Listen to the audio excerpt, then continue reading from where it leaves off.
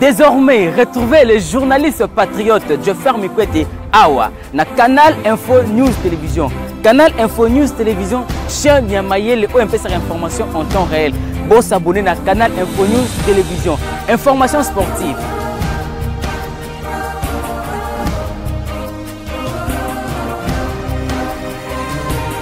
Information politique.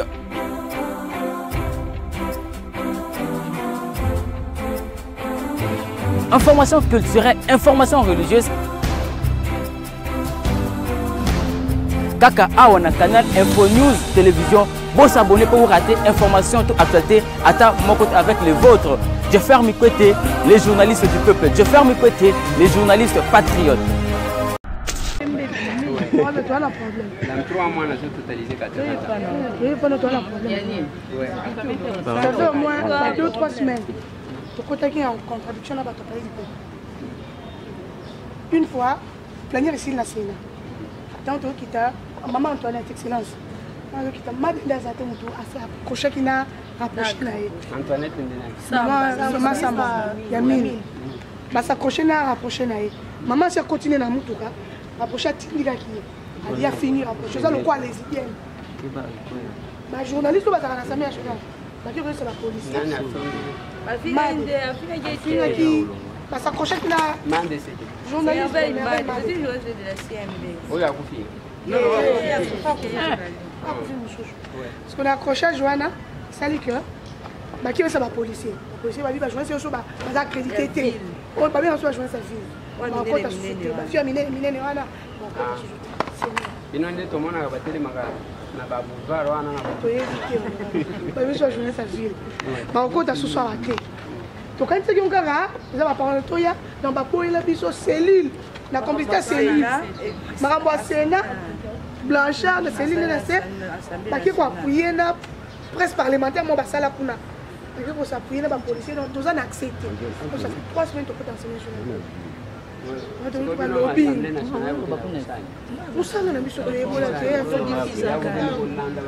Non, difficile.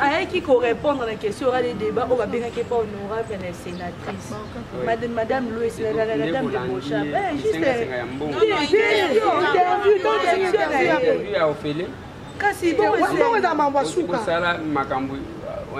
interview à Ophélie. Et bon, on va la 10e rime, moi ça sera la 10e autobani, autobani maman et bibana. Abike a bozela na olobale lote bozela. Bozela so na ko répondre. So na ko répondre. Madame la ministre Amine. Sambazaka na 10e. Azaka na 10e. Archive nezali. Non, tu le sais le seul lobby. Confrère. Commandant, moi to kota colonel a dit ko fille ko humilier biso donc. Pas c'est la mine ba kota rati. Ah bon, combien mine? Kasi muke ba kota ba jeon. Ba jeon ya muke. 50. Suzaka minene donc on a photo na soko na ba major wana ba minene na batia lokolote. Donc il faut que nous kota pour nous ba modèle ba humilier biso. Ya mike wana. Parce que tous avez Ah OK. Ça là. J'ai fait, ça j'ai fait.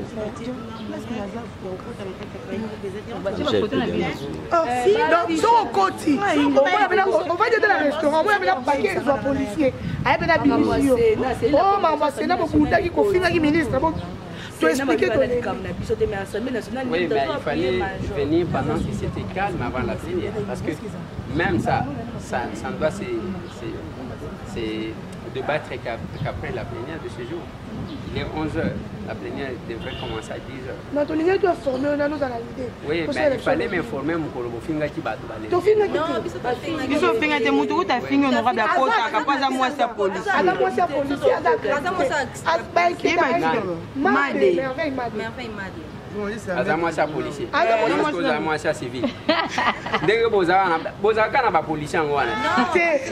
So zela ba policier ba policier mais azaki nani? Civil. Oyo azalaka na prison. Civil. na policier. Ah, civil. Comment on va kala? Toi on va délivrer. Comment on est? Il y a la caméra, ils allaient avoir. Ah, oui, sous comment on a été. Ah, pas où ça l'a pas. C'est bon. Il y a Mouké Wana. Il n'y a pas la monnaie. Les bouts d'année, bon Dieu. Ah, il y a pas la monnaie. Ok, ça c'est bien ça. Ok, on va débattre. On va responsable en haut après. Et attention. D'abord, je dois comprendre qu'est-ce qui s'est passé en réalité. Moi, je ne crois pas à ma campagne. On a dit mais il y a à moi, c'est il est pas là. Dans Bango, il y a la presse parlementaire.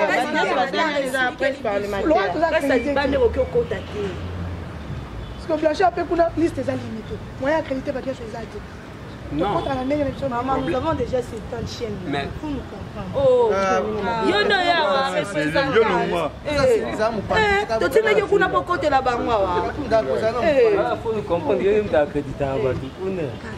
alors, tout ce temps-là, qu'est-ce que vous étiez en train de faire? Il y en a eu mobile. On a mis nos képas. Yo za comprendre yo za comprendre bolongwa na ebi ndenge bozana na ebi mutu na mutu na ebi o la beta kana o la beta influence honorable Jusqu'à aujourd'hui chimie hein influence yo ozo bata mandeni il y a géant une vidéo géant na ebala raté vidéo honorable influence pas contact ba rose la ba passer ba député mais influence a été tu eu influence bon moi na ebi ndenge bozana na yebi na place bokota honorable yo ebi pesa ba journaliste et on toye parce que ça ancien journaliste nayebi pasi ya bajournaliste mais ngai naza député oyo aleki bango nyonso toza kaka ndenge moko ti ndenge moko relation toza nango sikona yo to nango na ye akosimbona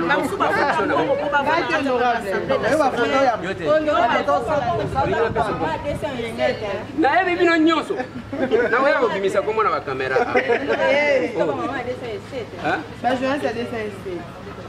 nayebi bakombo nayebi ke oyo babetaka na oyo babetaka na oyo ndako ne bomba ya liboso naza député deux naza mwa mobile et puis toi journaliste ndenge eza wana nyonso awa nayebi bino même leki na nga honorable honorable par rapport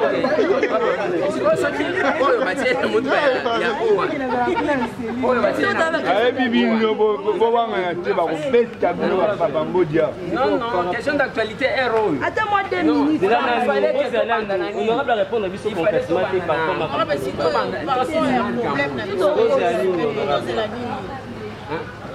Nalobi, je vais d'abord m'imprégner de la situation. Je vais demander qu'est-ce qui s'est passé réellement. Et puis, c'est mec qui n'a pas été au talent. N'a pas député. Hein? Boy. Et puis, Boya a oublié surtout ma collègue n'a pas au talent.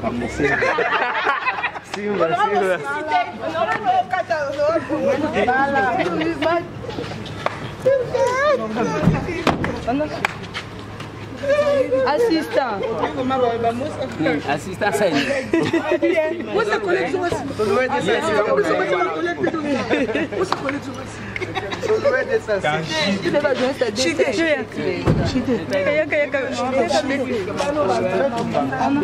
Gloria, oui, Angèle comme vous,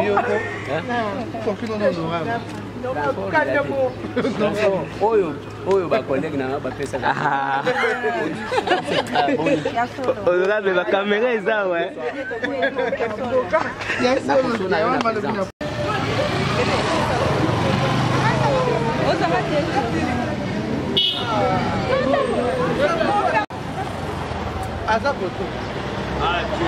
voilà, là, tout ce qu'on soit honorable Eliezer. Honorable Eliezer. Oui, oui. Eliezer.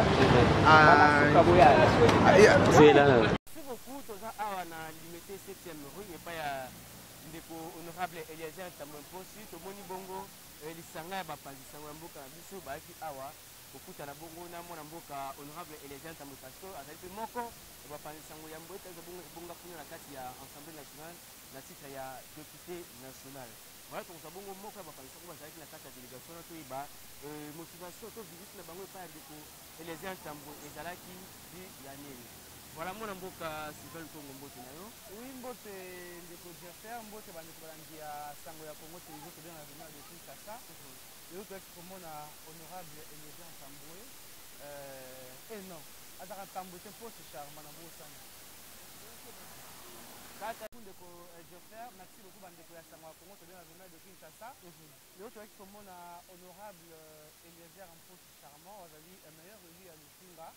Je crois qu'il y a toujours près de la population et puis il y a beaucoup d'autres élus qui ont fait Boania, qui ont fait l'Assemblée nationale, parce que deux agréments ont été salématis, ce qui est une mésentente entre les collègues et les journalistes à confondre la condition où il y a une parlé du peuple.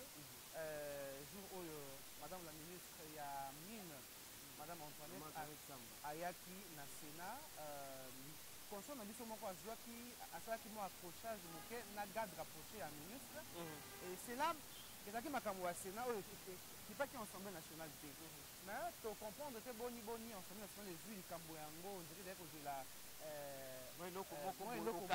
occasion pour mettre en dehors tout mosika ya hémicycle ba conscient oyo bakenda kosala mosala na bango nde na ntina ye wana toyei komona honorable Elégien topesi doléance na biso oyo ezali baconfort na baconfort bapays ensemble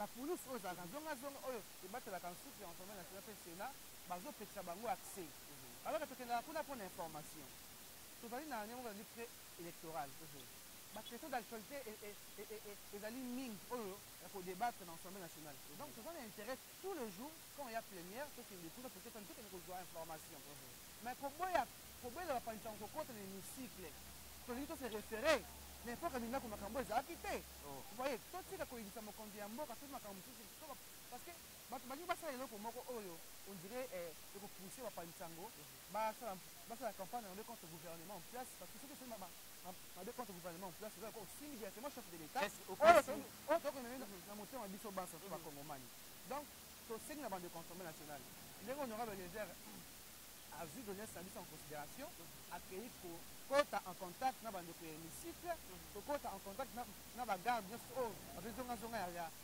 ensemble, on a luka un peu ayeba qu'est-ce qui se passe au juste parce que ba kama kondi mboka aliaka nyama ya lito yimo côté. Voilà. Ko kama kondi mboka ali nyama lito yimo ko mopandi ya lito pancha mo. C'est pas que ayo ka mopandi hémicycle bongo ayako nyama lito na mbala moko, ndeti na bosenga na lito pa honorable Elégien na tongo les autres vraiment. Voilà, na yoki olobi awa na tango ya ndeko obemi naku makambo ezalaki boye te ezali lokola ozali kosala kokotisa bongo yiki entre assemblée oyo na ya tokoki jamais comparer ensemble ya kata gouvernement ya kala na gouvernement actuel ala toza na gouvernement état de droit ya liberté d'expression oyo motu tu loba ndenge olingi mais ezala na kati ya liné toujours na éthique journalistique epuis na botosi ya maloba.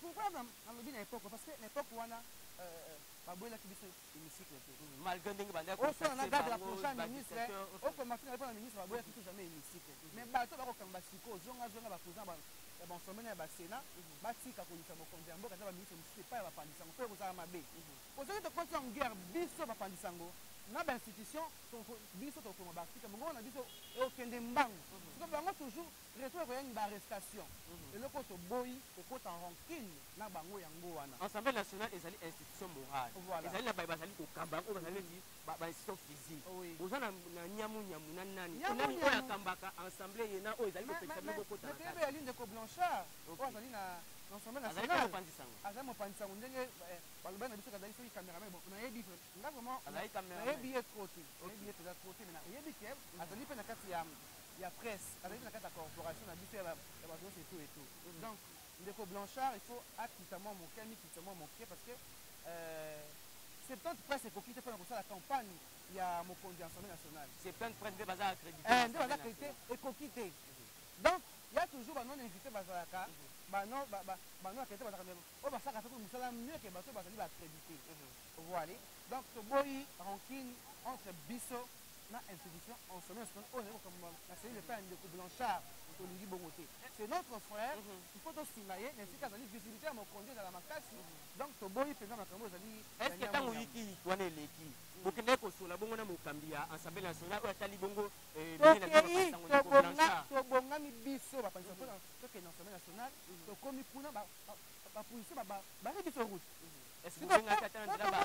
Otomona ndeko Blanchard, il faut d'abord tozwa accès ya kokota baboni tokota tobengi ndeko Blanchard obi non nazalaki nanu prete aza mpe likolo tobenga ye après tobebi non tuko tobenga te tokende mbamo tokoma repas accès ezalaki fermé mpona biso yango omoi osecours mpo honorable Eliezer akomi kuna sona bango bo tokopoursuivre la démarche mosusu après bongo ndeko Eliezer soki ate kosoba bongo na mona mboka Blanchard kasi amaintenir kaka décision na ye wana parce que oyo ezali ntango na bango ezali ntango na ye moto azali kokonza ezali ntango na ye ezali ntango ya chef de l'état Félix Antoine aza mokambi ya chef de l'état yoka soki biso tolobi tokota na politique ya kovilipande Assemblée nationale kozala mabe makasi alors totofer mboso te parce que bana tu oyo akaluka baza kuna na ensemble wana tokoloba vérité eza bele bafictif baza na Assemblée nationale bana akaluka baza kuna ebele service moko ekomi kuna donc service moko insupportable otomona bajeune moko baye bauti na cité mena makasi baza pena cité makasi bakuta kati institution lokola parlement donc ça bazi n'importe quoi okoli bato na banzoto et tout donc c'est nani eza bien te donc toza na besoin d'accompagner président Mbosso na ndeko Blanchard parce que toaccompagne déjà liboso sans mbongo bato bazolanda oyo bacomprendre c'est que soki balelo oyo Assemblée nationale su Mbosso na mwana mboka Blanchard ezali on dirait batireme ezali kosalema ante bapanzisa ngo na batireme ezalaki nde odebi kisiko mpe ezali kaka ile sana mwana mboka Sylvain Lusungu azali bongo mokambi ya mpifo télévision toza bongo mwana mboka Jean Nzuka azali moko bapanzisa mboka na biso na karte ya Congo Lisanga télévision mwana mboka mbote na yo mboke papa voilà tomoni po zaki na kati ya délégation to Lisanga bapanzisa ngo baye komona bongo mwana mboka Eliezer ntamona mambi batali bongo tobenga ngo tirema azali koleka bongo entre bino ba journaliste non accrédité nde babengaka bino ina bazali kokamba bongo Assemblée nationale mais quand mona mokuse na koyebisa biso likambo yango est ce que bozwaki bongo bakambi oyo bazali kokamba Assemblée nationale mpona kotalisa bango kelo vala ezalaki oui merci mingi mpona mokina na yo lelo na ntongo lelo toyei komona honorable Eliezer oyo moko akoloba badepute baza ebele pourquoi boponi ngai toponi ye premièrement parce que azalaki mopanzisango lokola biso ayebi susi ya bajournaliste yango toyei kosolola na mwana mboka Eliezer na ntina ya discrimination ezoleka au sein ya palais du peuple ya Assemblée nationale na kozonga susu mate mwa tiraime esalamaki na Sénat mais bakitisi yango na Assemblée nationale eza bajournaliste oyo babenga bajournaliste accrédité na non accrédité bango bautaka ville neti biso bajournaliste ya ville biso bajournaliste ya ville tokotaka parti toyaka Assemblée nationale tokotaka baactivité tokendaka oya makambo ebele tokendaka lambuka tokendaka boye na yango bango balingi biso te tokotaka kati Assemblée nationale parce que biso soi-disant tofingaki ministre ya mine oyo azali mama ya biso ministre ya mine nga na yebi très bien totambola na ye tosala bao makambo ebele mpona lelo akoma ministre atako bato yango bayebaka susu bato basuka na bango te mais ezali mpasi tosololaki na mokambi azali coordonnateur ya cellule kuna ya Assemblée nationale ndeko Blanchard Bikambi tosololaki na ye tobengi ye azelisa biso de ntongo ti mpo kwatikala koya te mpona toloba na ye ndenge basoda baza kobengana biso na kati ya Assemblée nationale ye ayebi yango très bien eza so okotisa kati ya Assemblée nationale bomona balakisi bino misaki bango wana baye basi ya ville bagarso ya ville bango wana baye oyo bazosala désordre na kati ya Assemblée nationale mais biso likambo wana toyebi eloko te tofinga te eloko te papa tosaka biso nde toza bapanzisango biso quand même intellectuel est ce que hormis likambo oyo bozali na problème moko particulier mona mboka Blanchard ozali kokamba bongo na Assemblée nationale boza na problème moko boye est ce azali koreproche bino nini incompétence to bozali korespecte mibeko oyo ye atina kati ya Assemblée nationale ndeko Blanchard toza na likambo moko te bongo ezali ayina biso kaka pamba ndeko Blanchard ayina biso kaka pamba parce que tobande koloba makambo mabe ezoleka na kati ya Assemblée nationale wana yebi kala kata samena na kata seli lona mingi baza ba journaliste te batondisa bataka luka ebele bayokota mpona kati ya seli wana tozongi na nsima na tanga bamabunde na tanga baobeminaku ya vital camere bande koaccrédite plus de 200 journalistes kaka sika atango toke na baélection to tokoti ntango papa na biso de rese moi kiru azalaki na assemblée nationale avant akende kuna akatanga moko ya bagrand frère na sabe na biso Peter Tiani ye atikaki na accréditaki plus de 200 journalistes na kati ya seli wana mais lelo oyo bango baaccrédite 70 journalistes mais 70 journalistes nana mpe eza mbongo ebimambongo ya 70 te ebimaka plus oyo ye blanchard azolia mbongo. Donc officiellement liste ya bato baza accrédité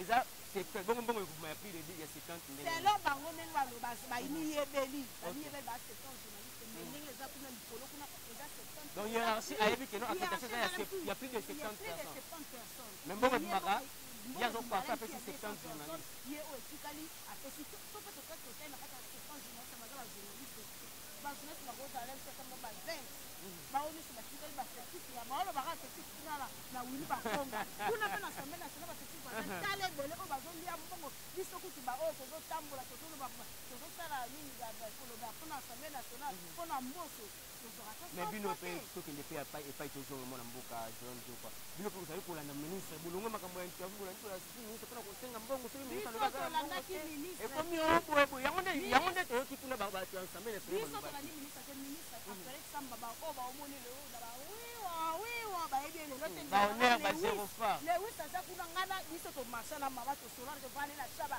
tomela bakoka tosola na mama ndenge bapoliticien bayebaka na bango baki te aza na bino na ntango apasi me ntango akokoma likolo kuna aluki baoyo aye ya likolo biso tomoni mama mama tosoli tozoa accès kosola na bakonzi mpasi esi okoti na biro toluka mokonzi omona ye te me na balabala nde tokenda banini barépondance tosokuti na mokonzi okenda mokonzi nayaka na biro bakotisa ngai te ezalaki okazo tosola mama na biso akolola na ye tozotika mais moi mosusu moko elekaki wana na barapproche na ye bango bainterprete makambo na ndenge na bango.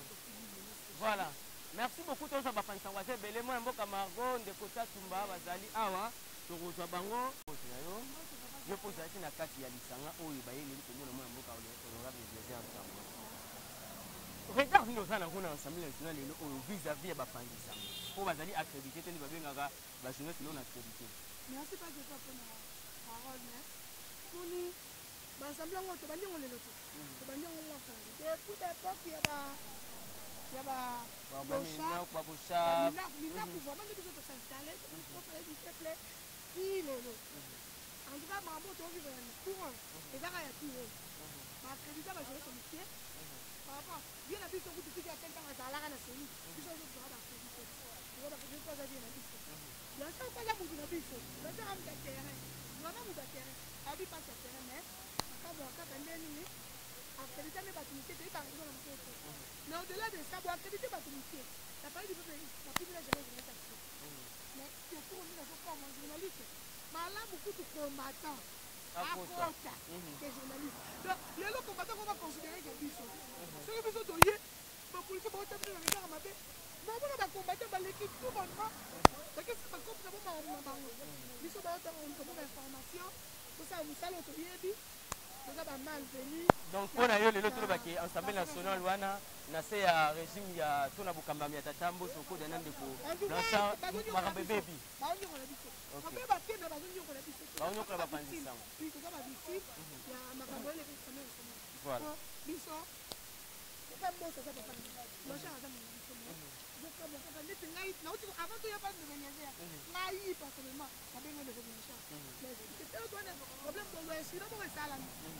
balobi baka interprétation ebi ke bajournaliste oyo baza accrédité te nde bafindi na kati ya quotidien budu soit échange na police na rapproché ya maman travers eza journaliste oyo accrédité ezalaki ministre direct ezalaki na rapproché na ye rapproché na ministre te ezalaki accrochage na rapproché ministre te akoti na mutuka akei ntango azokende barapproché bakota na mutuka nsima nde baaccrochage ya mitie ezalaki antuka na ministre te voilà merci na rapproché voilà mais longa balingi biso te kuna bazwi bango balakisi biso bajournaliste baza accrédité te bayoka dezongo na assemblée biso nyonso biso dezongo ensemble Voilà, merci beaucoup Maman Gloria Kakima. Voilà toi aussi ça n'a ndeko elekaki bo na Assemblée nationale bandeko ba benaki moi elekaki bo entre ba rapprocher ya maman na biso ministre Antoinette kasi et bandeko ya Assemblée nationale bazwaki yango bongo mabe kasi tosi sabongo na maman Margot Lang. Mbote maman. Bonjour papa Joseph. Voilà tout le monde peut avoir parmi délégation ba yeba ko honorable les syndicats. Mais ça biso là en résumé masona bino ezaki autour ya neti bosuli ndenge. Normalement, je veux qu'on aura des lézards parce que il y a déjà 2 semaines passées, le ministre Ayami, maman Antoinette Samba, ayaki pour répondre à la question orale, Oyo, ça qui est pas la sénatrice, madame Louis Oazali, madame Bochab. Quand on va ici plénière, les Zaka, je vais savoir à son maman, moi, mon cœur par rapport au Ningi convoqué, au Ningi par rapport au Ningi répondre à l'invitation à la question orale et débat. Madame Angaloba, je vais dire à Bagab, et à Koloba, non, cette dame, madame la ministre de Bandina, depuis qu'il dépresse, c'est vous qui baillez, parce que la dame, comme elle est là, elle fut dans le secrétariat à Mine, à Zara, les gens qui dépressent. Tous Bandina, maman, au lelo, qui a Kala. Je me comme maman comme ministre, maman Zaki, maman comme moi débat moi salami. Voilà, accroché je me suis entre rapproché na nani concert na biso. Il y a fini concert. Moi c'est libala, moi c'est moto. A fini. Moto soit mon qui a maladie, moto beso pas mon nez pas maladie. Tant que yo fini mon ninga moi entre basi. Et ça a toujours makambo. Allez, tant makambo le kani wana, makambo le kani na Sénat. Et si le kaka lobby na wekobi ba ko ici mikile et pas colonel la paille du peuple que je baraté na relancer pas moi appelle pas le général Dodo je sais que Dodo oya IPSP tout nanan est-ce que biso ba pandisa on a bino la police tout ça un problème parce que paille du peuple des institutions motonyo soya kanga na côté ka oui, ça, mon salaire n'a pas eu. Voilà. Na sali député, mon salaire n'a eu l'élection, on aura bien l'équipe ça qui. Moi, mon salaire a dit, moi, mon qui, ah, madame, attends, militaire, moi, mon qui a fait pouvoir, attends, et continuer, et j'attends, moi, méga, moi. Mais mon général de dos, IPSP nous a parlé du fait que comment le quoi, c'est comment Bambanda. Bambanda n'a pas pendu ça. Le colonel a parlé du peuple. Il ne veut pas respecter la presse. On n'a pas voulu faire des désordres, on n'a pas voulu faire autre que les on est venu trouver l'honorable léger parce qu'à chaque enfant on a dit ça. L'Assemblée nationale n'a pas été fait. Mais honorable léger, on a monté à Solar, on a fait un marché, on a fait un marché, c'est solide.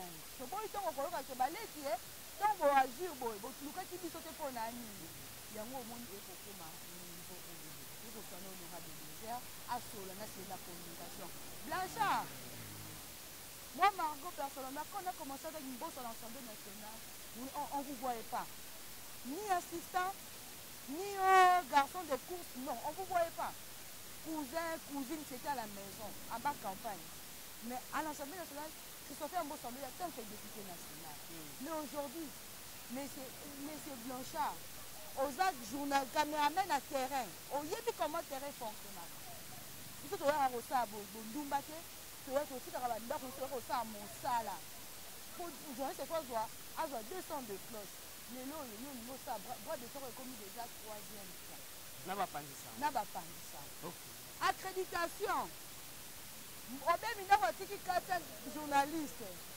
Oh, il y a l'équipe Mabunda, 200 quelques. Puis il y a les cas qui ont 300 quelques. Mais une accréditation, c'est la communication Assemblée nationale, on peut ça abattre bon. Juste assez. Pourquoi je vais arrêter?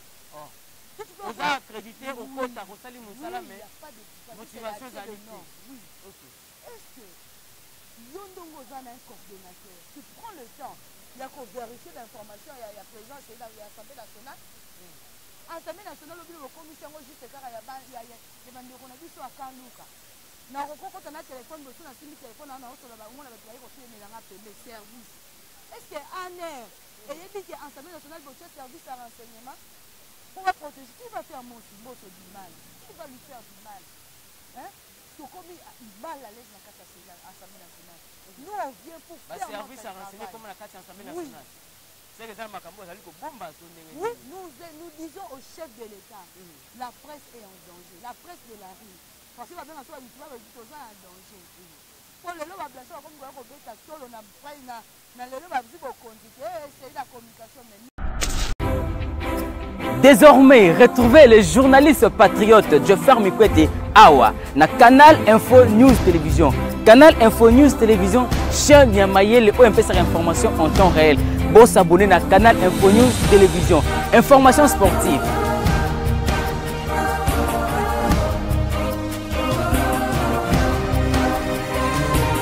Information politique.